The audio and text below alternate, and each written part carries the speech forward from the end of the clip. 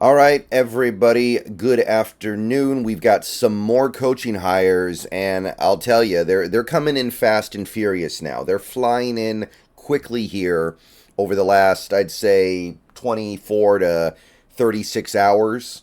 So the rest of today is just going to have to be talking about these guys, understanding what we're adding to the staff, what we can expect to see going forward, and basically just trying to glean whatever that we can glean at this point out of what the way in which McDonald and Schneider are putting together this staff. So the right guard videos are going to get pushed to tomorrow, except for the one, of course, I uploaded this morning. I was not expecting so many hires to come in rapid fire here, but we've got this one from yesterday, Nick Perry. So he is going to be a defensive assistant. This is from a Matt Zeniths on X, but I saw it via many other sources as well, so it's confirmed. Nick Perry is going to be a member of the defensive staff. His role, as far as I know, is defensive assistant. He's been in the NFL the last 3 years with the Atlanta Falcons coaching staff, and before then, he was under Nick Saban at Alabama for a couple of national title winning teams. So, pretty decent amount of experience here. The stuff in Atlanta isn't stellar, admittedly, but I mean, Alabama, you be a defensive coach with the Alabama Crimson Tide, your resume is going to be looking pretty good because those results are always really, really rock solid. But let's take a look at Nick Perry here a little bit, understand what we're talking about. Our new defensive assistant coach, he's younger than me. Let's start there. He's almost 2 years younger than me, so that's freaky. But played with the Crimson Tide for his collegiate career, won a couple of national titles as a player. Did not really make it in the NFL. He made a couple of rosters, but never actually played an NFL snap. So he just wasn't quite at that level. So he very quickly went into coaching, which is a great idea for these guys who saw success, understand football, understand what it takes to win, but just do not have the physical abilities to quite make it actually playing the game at the highest level. So he goes back to Alabama for 4 years, and then he goes to Atlanta for 3 years. So again, working backwards, trying to get a feel for what Nick Perry brought to the table as a coach or an assistant or whatever role he was occupying at the time. Let's start working backwards here, starting with last year in Atlanta. Now, this is less interesting than the other things we're going to look at in this video because he was the assistant wide receiver coach.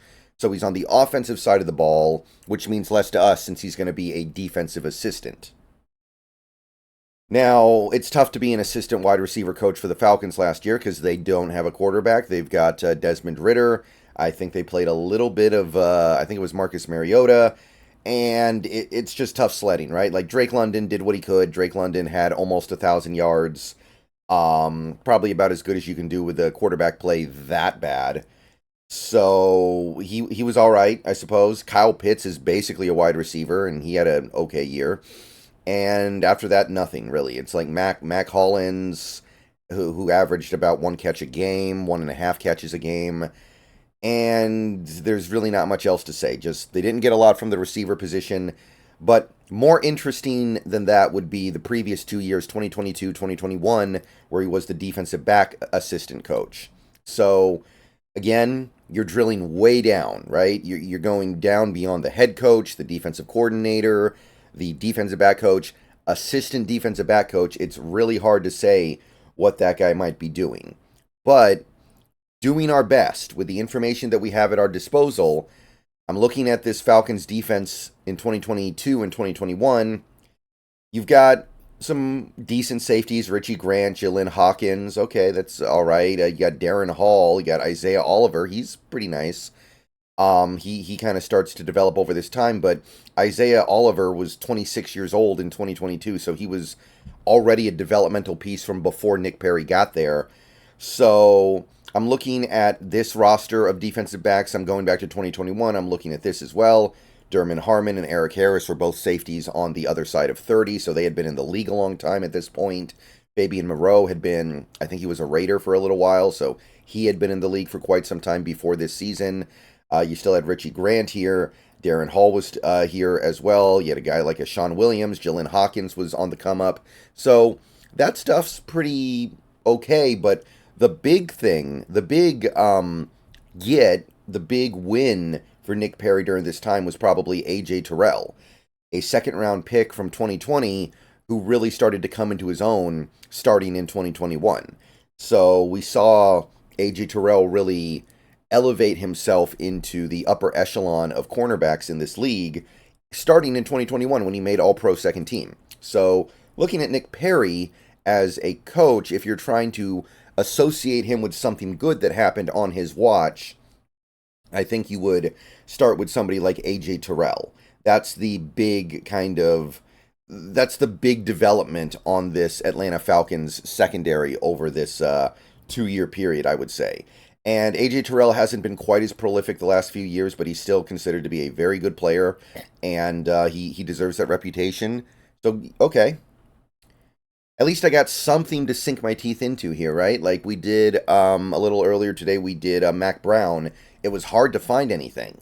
But this guy, I can actually find some stuff that I can point to and go, yeah, this guy's good. This guy can play. This guy developed while Nick Perry was part of the coaching staff. So you combine that with the development of these two young safeties, Richie Grant and Jalen Hawkins, it's a pretty decent run. It didn't amount to much, and again, I'm not saying that Richie Grant and Jalen Hawkins are great players. They're not. But you can see the seeds of something positive here. And you go back to his previous 2 years before Atlanta, where he was the defensive analyst for the Crimson Tide. I mean, I don't need to tell you that the Crimson Tide had a really good defense during this run because they mostly always do. The 2020 Crimson Tide won the national title. They beat Notre Dame and Ohio State to make it happen. And they had a really good defense, less than 20 points per game allowed, 13th in the country. And, I mean, it's an Alabama defense, so you know they're going to have some very notable blue chippers. Christian Harris, Dylan Moses, remember Jordan Battle? He was actually one of my favorite sleeper safeties in the draft last year. You had Will Anderson coming up on this team, Malachi Moore, Patrick Surtain the second. That's a big one. So there's some really good stuff going on this defense. Brian Branch, early form Brian Branch. The 2019 Crimson Tide were about as good, less than 19 points a game, 13th in the country again. Not quite as good of a team. They made the Citrus Bowl, did not win the national title this year. But again, you're looking at this roster of players. It's a lot of guys who have gone on to have a lot of success in the NFL. Xavier McKinney's been really good for the Giants. You had Trayvon Diggs, part of this defense this year. Terrell Lewis was part of the Alabama defense this year. So, Fedarian Mathis, he would go on to be a highly drafted player. Byron Young. So, this is good stuff to be around. And I understand that it's ultimately Nick Saban, and Nick Perry had a very small role in this stuff, but look at what he's part of. That's the important part here. Like you have to start somewhere, and this is a good place to start. I'd rather have a guy start with Nick Saban and the Alabama Crimson Tide than I don't know, what's a defense that's bad in college football? The Baylor Bears. Most years they're bad.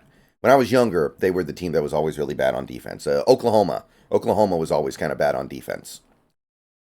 So yeah, Nick Perry, he becomes the defensive assistant, and I mean, it's starting pretty close to the bottom here for Nick Perry, but when you look at the experience that he has, it makes sense that this would be kind of the next step up for him, and we'll see how it goes, but the resume is pretty decent. There's some stuff here that I can sink my teeth into and be like, yeah, that tastes good. See you guys later. More coaching videos coming later. Go Hawks. Let me know what you think.